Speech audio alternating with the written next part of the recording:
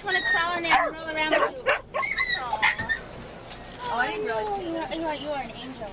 You're an angel. Everything's going to be just fine. I know. Ciao, it's Sophia, and you're vegan watching Pamela Anderson's Top 10 Rules for a Loving Vegan Lifestyle. She's an actress, model, activist, and all-round compassionate queen. She's Pamela Anderson, and this is how she lives her life. Ever since I was a little girl, I was the one who brought the three-legged dog to, or the bird with a broken wing. My dad was a hunter when I was young, and I remember him telling me, don't go in the pump house.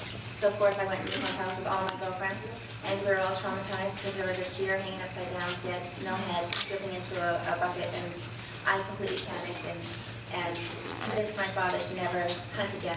And I think that was my first time that I realized speaking up works, and I haven't shut my mouth up since then. And I just included it with Baywatch. Baywatch, I was getting so much attention for silly things, I thought, and I thought I could share the attention with something more meaningful. Every time I see how much we're actually making a difference, it just inspires me to do more and more and more. And it's just, I involve it with every single thing that I do. I include an animal rights element. I think I'm a good example. Just keep on doing fun things and keep living your life, you know, as long as you're doing good things for the planet. And, you know, I always feel like human beings are an endangered species. I feel like we all have to really understand to protect the world, protect our oceans, protect, you know, so many things. And I'm just so passionate about those things. And as I get older, I have more work behind me. And so I feel like I have a better voice for things as well. So I like that part of age. I chose a plant-based diet because I wanted to be healthy, but I think the main reason I did was factory farming.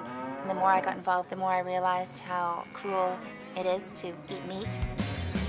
People worry about climate change, and I think it's our biggest issue, and factory farming is the leading cause of climate change.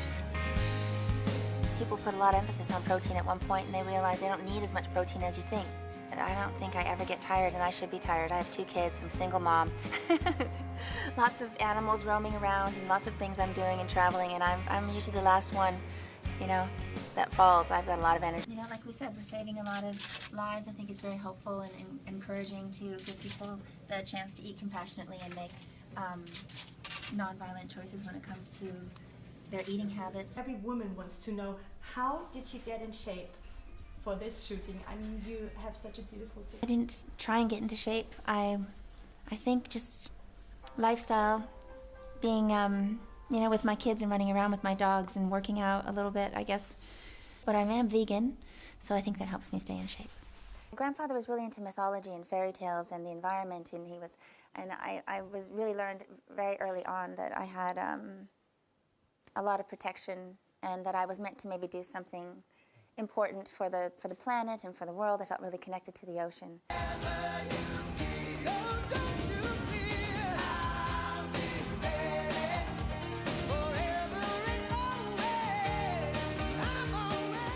I don't think that whaling is necessary. I think it's really important to protect the biodiversity of our oceans. If the oceans die, we die.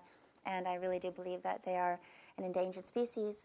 I think there needs to be an individual study that could prove that, because a lot of the information comes from more of the whaling side. Factory farms and slaughterhouses are really bad for the environment, and it's all bad for your health. The whole younger generation is much more, seems to be compassionate and forward-thinking and making compassionate choices. Despite loving parents, I was molested from age 6 to 10 by my female babysitter. I went to a boyfriend's house, and while she was busy, the boyfriend's older brother decided he would teach me backgammon, which led into a back massage, which led into rape, my first heterosexual experience. He was 25 years old, and I was 12. My first boyfriend in grade 9 decided it would be funny to gang rape me with 6 of his friends. Needless to say, I had a hard time trusting humans, and I just wanted off this earth. I don't think people realize where people come from, and I think they're quick to judge.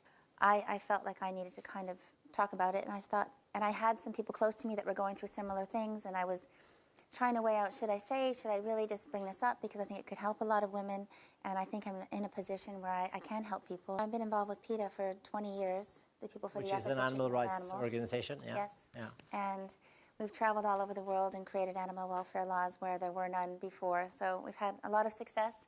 And I created my own foundation now, which deals with animal rights, environmental rights, human rights, and I felt like they all went together, and everything I learned I kind of applied to my foundation in my life, and just do the best I can.